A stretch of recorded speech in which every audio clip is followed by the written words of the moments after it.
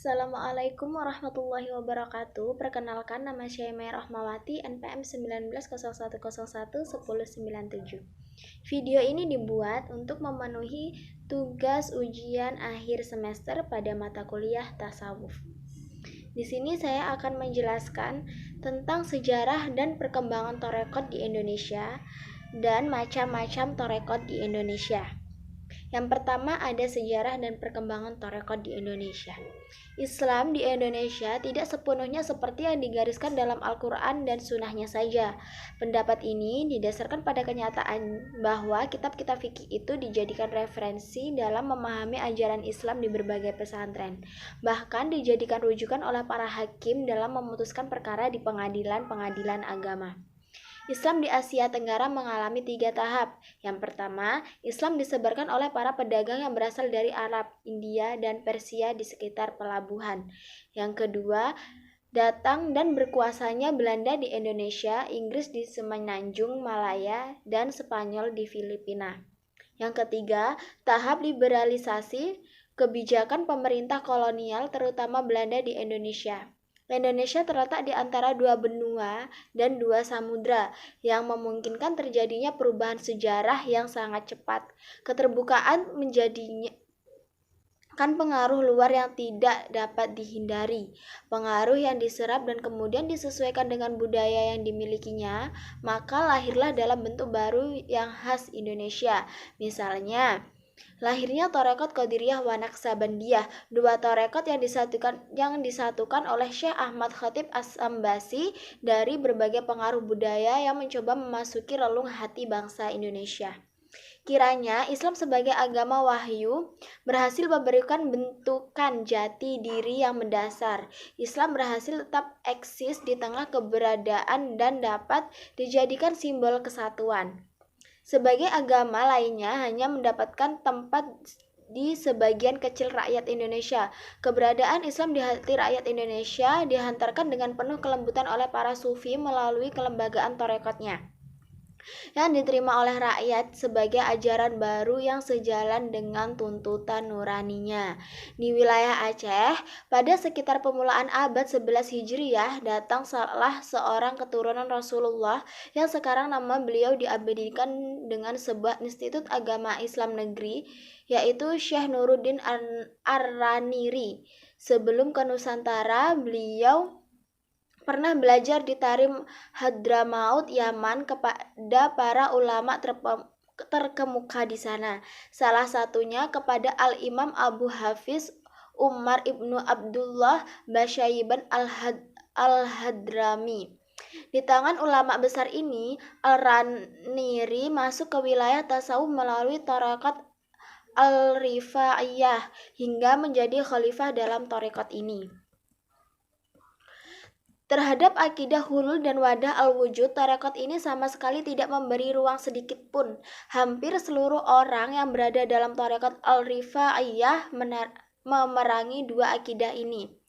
Ketika Kesultanan Aceh dipegang oleh Iskandar Sani, Al-Raniri diangkat menjadi Syekh al-Islam bagi kesultanan tersebut. Ajaran Ahlus Sunnah yang sebelumnya sudah memiliki tempat di hati orang-orang Aceh menjadi bertambah kuat dan sangat dominan dalam perkembangan Islam di wilayah tersebut, juga wilayah Sumatera pada umumnya. Faham-faham akidah Syiah, terutama akidah ulul dan ittihad yang sebelumnya sempat menyebar di wilayah tersebut menjadi semakin diasingkan. Beberapa karya yang mengandung faham 2 akidah tersebut juga para pemeluknya saat itu sudah tidak memiliki tempat. Bahkan beberapa kitab aliran hulul dan ittihad sempat dibakar di depan Masjid Baitur Rahman. Dengan demikian, dapat diketahui bahwa di bagian ujung sebelah barat Indonesia, faham akidah Ahlus Sunnah dengan salah satu tarekat Mu'tabarah sudah memiliki dominasi yang cukup besar dalam kaitannya dengan penyebaran Islam di wilayah Nusantara. Di Palembang, Sumatera juga pernah muncul seorang tokoh besar. Dari tangannya lahir sebuah karya besar dalam bidang tasawuf berjudul Syiar Al-Salikin Illa Ibadah Rabb Al-Alamin.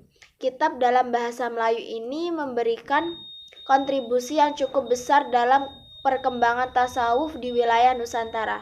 Dalam pembukaan kitab yang tersusun dari 4 jilid tersebut, penulisannya mengatakan bahwa tujuan tulisan kitab dengan bahasa Melayu ini agar orang-orang yang tidak dapat memahami bahasa Arab di wilayah Nusantara dan sekitarnya dapat mengerti tasawuf, serta dapat mempraktekkan ajaran-ajaran secara keseluruhan.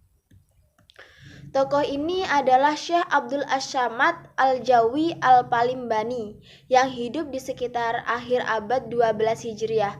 Beliau adalah murid dari Syekh Muhammad Saman Al-Madani yang dikenal sebagai penjaga pintu makam Rasulullah SAW. Kitab Syiar Al-Salikin sebenarnya merupakan terjemah dari kitab Ihya Ulumuddin dengan beberapa penyesuaian penjelasan. Hal ini menunjukkan bahwa tasawuf yang diemban oleh Syekh Abdul As-Samad adalah tasawuf yang telah dirumuskan oleh Imam Ghazali. Dan ini berarti bahwa orientasi tasawuf Syekh Ahmad Abdul Samad yang diajarkannya tersebut benar-benar dilandaskan oleh akidah Ahlussunnah, karena seperti yang sudah kita kenal, Imam Ghazali adalah sosok yang sangat erat memegang teguh ajaran Asy'ariyah Syafi'iyah. Pada periode setelah Wali Songo ini, ajaran Ahlussunnah Asy'ariyah Syafi'iyah di Indonesia menjadi sangat kuat. Demikian pula dengan penyebaran tasawuf secara praktis berafiliasi kepada Imam Ghazali dan Imam Junaid Al-Baghdadi. Saat itu sangat populer dan mengakar di masyarakat Indonesia. Penyebaran tasawuf yang secara praktis sangat pada periode setelah Wali Songo ini, ajaran Ahlussunnah Asy'ariyah Asy-Syafi'iyah di Indonesia menjadi sangat kuat. Demikian pula dengan penyebaran tasawuf secara praktis berafiliasi kepada Imam Ghazali dan Imam Al-Junaid Al-Baghdadi. Saat itu sangat populer dan mengakar di masyarakat Indonesia. Penyebaran tasawuf pada periode ini diwarnai dengan banyaknya thariqat-thariqat yang diburu oleh berbagai lapisan masyarakat. Dominasi murid-murid Syekh Nawawi yang tersebar di sebelah barat hingga sebelah timur Pulau Jawa memberikan pengaruh besar dalam penyebaran ajaran Ahlussunnah wal Jamaah. Ajaran-ajaran di luar Ahlussunnah seperti faham non-madhab dan akidah hulul atau ittihad serta keyakinan sekte-sekte sempalan Islam lainnya memiliki ruang gerak yang sangat sempit sekali. Di kemudian hari, kelahiran Syekh Yusuf menambah semarak keilmuan, terutama ajaran tasawuf praktis yang cukup menjadi primadona masyarakat Sulawesi saat itu. Syekh Yusuf sendiri di samping seorang sufi terkemuka, juga seorang alim besar multidisipliner yang menguasai berbagai macam disiplin ilmu agama. Latar belakang pendidikan Syekh Yusuf menjadikan sebagai sosok yang sangat kompeten dalam berbagai bidang.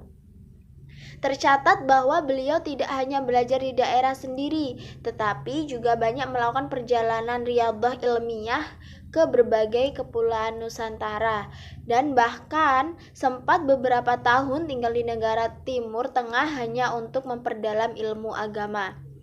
Latar belakang keilmuan Syekh Yusuf ini menjadikan penyebaran tasawuf di wilayah Sulawesi benar-benar dilandaskan kepada akidah Ahlussunnah. Ini dikuatkan pula dengan karya-karya yang ditulis Syekh Yusuf sendiri, bahwa orientasi karya-karya tersebut tidak lain adalah Syafi'iyah Asy'ariyah. Kondisi ini sama sekali tidak memberikan ruang kepada akidah hulul atau ittihad untuk masuk ke wilayah kekuasaan Syekh Yusuf Al-Makassari. Yang selanjutnya yaitu macam-macam thariqat. Yang pertama ada thariqat Qadiriyah. Pendiri thariqat Qadiriyah adalah Syekh Abdul Qadir Jailani radhiyallahu an, seorang ulama zahid pengikut mazhab Hambali. Ia mempunyai sebuah sekolah untuk melakukan suluk dan latihan-latihan kesufian di Baghdad. Pengembangan dan penyebaran thariqat ini didukung oleh anak-anaknya, antara lain Ibrahim dan Abdul Salam. Thariqah Qadiriyah berpengaruh luas di dunia timur. Pengaruh pendirinya ini sangat banyak meresap di hati masyarakat yang dituturkan lewat bacaan manakib. Tujuan dari pembacaan manakib ini untuk mendapatkan keberkahan karena Abdul Qadir Jailani terkenal dengan keramatnya. Dasar pokok ajaran Thariqah Qadiriyah yaitu tinggi cita-cita, menjaga kehormatan, baik pelayanan, kuat pendirian, membesarkan nikmat Tuhan. Yang kedua yaitu Thariqah Naqsabandiyah. Pendiri Thariqah ini adalah Syekh Muhammad bin Bahauddin Al-Huwaisi Al-Bukhari, ulama sufi yang lahir di desa Hinduan, kemudian terkenal dengan arifan. Pendiri Thariqah Naqsabandiyah ini juga dikenal dengan nama Naqsabandi yang berarti lukisan, karena ia ahli dalam memberikan gambaran kehidupan yang gaib-gaib. Kata Uwais ada pada namanya karena ia ada hubungan nenek dengan Uwais Al-Qarni, lalu mendapat pendidikan kerohanian dari wali besar Abdul Khaliq Al-Khujawani yang juga murid Uwais dan menimba ilmu tasawuf kepada ulama yang ternama kala itu, yaitu Muhammad Baba Al-Syammasi. Pokok-pokok ajaran Thariqah Naqsabandiyah yaitu berpengaruh teguh dengan akidah ahli sunnah, meninggalkan rukhsah, memilih hukum yang azimah, senantiasa dalam muraqabah, tetap berhadapan dengan Tuhan, senantiasa berpaling dari kemegahan dunia, menghasilkan makalah hudur atau kemampuan menghadirkan Tuhan dalam hati, menyendiri di tengah-tengah ramai serta menghiasi diri dengan hal-hal yang memberi faedah, berpakaian dengan pakaian orang mukmin biasa, zikir tanpa suara, mengatur nafas tanpa lupa dari Allah, berakhlak dengan akhlak Nabi Muhammad SAW. Yang berikutnya yaitu Thariqah Syatariyah. Pendiri thariqat ini adalah Syekh Abdullah Al-Syatari. Jika ditelusuri lebih awal lagi, thariqat ini sesungguhnya memiliki akar keterkaitan dengan tradisi Transosiana karena silsilahnya terhubungkan kepada Abu Yazid Al-Ishqi yang terhubungkan lagi kepada Abu Yazid Al-Bustami, Al-Imam Ja'far Shadiq.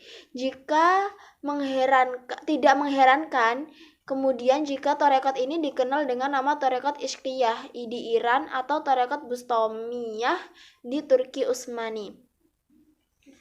Thariqat Syatariyah terbagi ke dalam 3 kelompok, yaitu yang pertama menyebut nama Allah yang berhubungan dengan keagungannya, yang kedua menyebut nama Allah yang berhubungan dengan keindahannya, yang ketiga yaitu menyebut nama Allah yang merupakan gabungan dari kedua sifat tersebut. Yang keempat yaitu ada thariqat Samaniyah.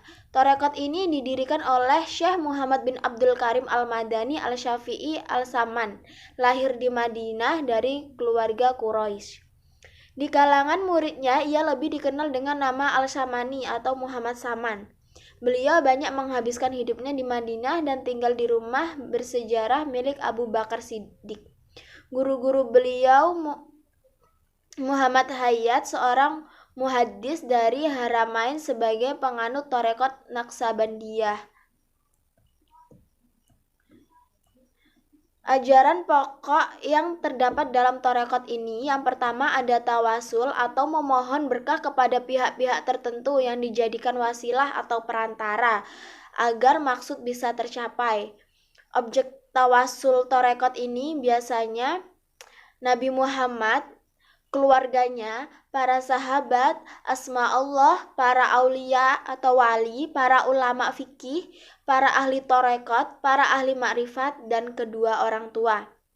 Yang kedua ada wahdat al-wujud, yaitu merupakan tujuan akhir yang mau dicapai oleh para sufi dalam mujahadahnya. Wahdatul wujud merupakan tahapan di mana ia menyatu dengan hakikat alam, yaitu hakikat Muhammad atau Nur Muhammad. Yang ketiga yaitu Nur Muhammad. Nur Muhammad merupakan salah satu rahasia Allah yang kemudian diberinya makom. Nur Muhammad adalah pangkal terbentuknya alam semesta dan dari wujudnya terbentuk segala makhluk. Yang terakhir insan kamil. atau dari segi syariat wujud insan kamil adalah Muhammad, dan sedang dari segi hakikat adalah Nur Muhammad atau hakikat Muhammad. Orang Islam yang berminat menuju Tuhan sampai bertemu dengannya harus melewati koridor ini, yaitu mengikuti jejak langkah Nabi Muhammad SAW.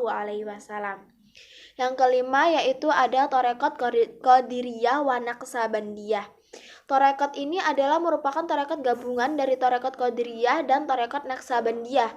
Torekot Qadiriyah Naqsabandiyah yang terdapat di Indonesia bukanlah hanya merupakan satu gabungan dari dua torekot yang berbeda yang diamalkan bersama-sama. Torekot ini lebih merupakan sebuah torekot yang baru dan berdiri yang di dalamnya unsur-unsur pilihan dari Qadiriyah dan juga Naqsabandiyah telah dipadukan menjadi sesuatu yang baru. Torekot ini didirikan oleh orang Indonesia asli, yaitu Syekh Ahmad Khotib Ibnu Al-Ghaffar Sambas, yang bermukim dan mengajar di Mekah pada pertengahan abad ke-19.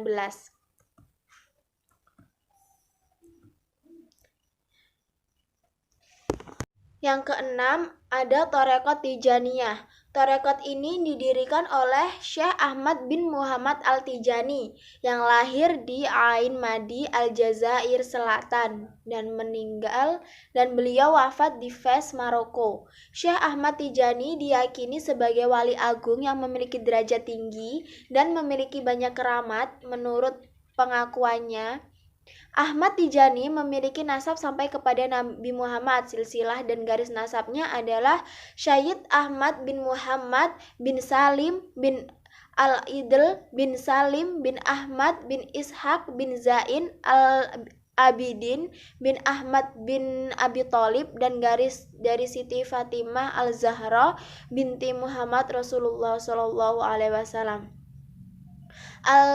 Syekh Ahmad Tijani lahir dan dibesarkan dalam lingkungan tradisi keluarga yang taat beragama.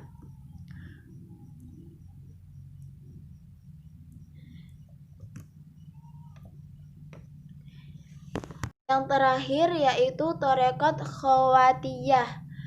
Nama tersebut diambil dari nama seorang sufi, ulama, dan pejuang Makassar, yaitu Muhammad Yusuf bin Abdullah Abu Muhassin Al-Taj Al-Khalwati Al-Makassari. Sekarang terdapat dua cabang terpisah dari torekot ini yang hadir bersama kita.